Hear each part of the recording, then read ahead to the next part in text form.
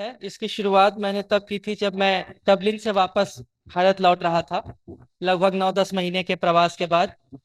तो उस समय ये कविता लिखी थी। शीर्षक है ऊंचाइयों के भ्रम से मुक्त होते हुए। चौराहों पर नहीं, चौराहों पर नहीं चलते हुए सौराहों पर पहुंच जाता हूं। एक साथ हर रास्ते का साथ पा लेना चाहता हूं। एक साथ हर रास्ते का साथ पा लेना चाहता हूं, पर मुश्किल यह है कि सिर्फ एक जोड़ी पांव है मेरे पास, और हर रास्ता उन एक जोड़ी पांवों पर पूरा अधिकार चाहता है। कुछ छूटता है पीछे, पलट कर बार बार देखता हूं। कुछ छूटता है पीछे, पलट कर बार बार देखता हूं। मोह का प्रेत आकर कंधे पर बैठ जाता है। विदा सिर्फ विदा के एक क्षण में नहीं होती। विदा सिर्फ विदा के एक क्षण में नहीं होती, विदा की पूर्व पीठिकाओं में भी होती है। छूटना सिर्फ छूट जाने में नहीं, छूटने की हर आशंका में है छूटना। जकड़ कर पकड़ लेने की हर कोशिश की व्यर्थता में है छूटना।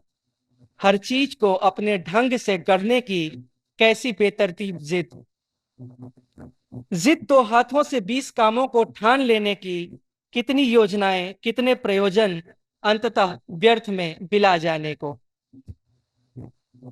लांघ लेने के बाद हर ऊंचाई छोटी हो जाती है।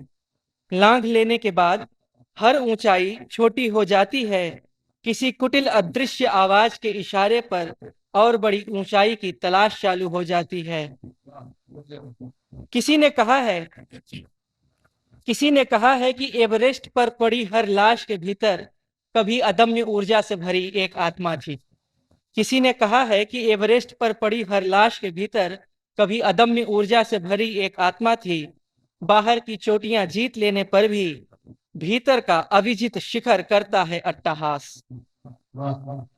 गणनाओं और योजनाओं के धुधलके के पार उभरती है एक विराट आकृति, जो तृष्णा की ऊंचाइयों के द्वंद्व से मुक्त करने का भ्रम देती हुई खुद एक ऊंचाई में गुम हो जाती है।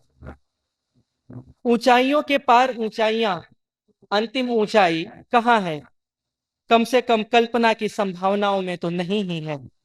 वह अकल्प वह अकल्प संज्ञाहीन संज्ञा जहां ऊंचाई का अर्थ मिट जाए, कहाँ है? एक नरम दिल कवि ने कहा था, इतनी ऊंचाई कभी मत देना औरों को गले न लगा सकूं, इतनी दुखाई कभी मत देना मेरे प्रभु। मैं कहता हूं कि हो सके तो मुझे ऊंचाइयों के द्वंद्व से मुक्त ही कर देना। हो सके तो मुझे ऊंचाइयों के द्वंद्व से मुक्त ही कर दो। एक छोटी सी चार बंधों की छंदबद्ध रचना है, इसको सुनाकर मैं विराम लूंगा। यह रेल से यात्रा करते हुए कुछ पंक्तियां दिमाग में आई तो उसको बस लिख दिया था।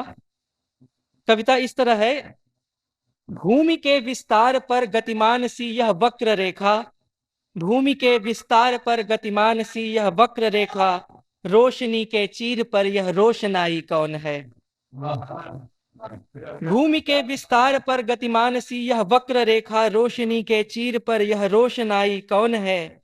झर रहे श्रम बिंदु माथे से, हृदय से तप्त ऊष्मा निबिड़ में पढ़ती हुई यह लौह रेखा कौन है? फूंकती हुंकार करती फूंक में प्रस्तर उड़ाती, छूटती पीछे हुई सारी दिशाएं मौन है। फूंकती हुंकार करती फूंक में प्रस्तर उड़ाती, छूटती पीछे हुई सारी दिशाएं मौन।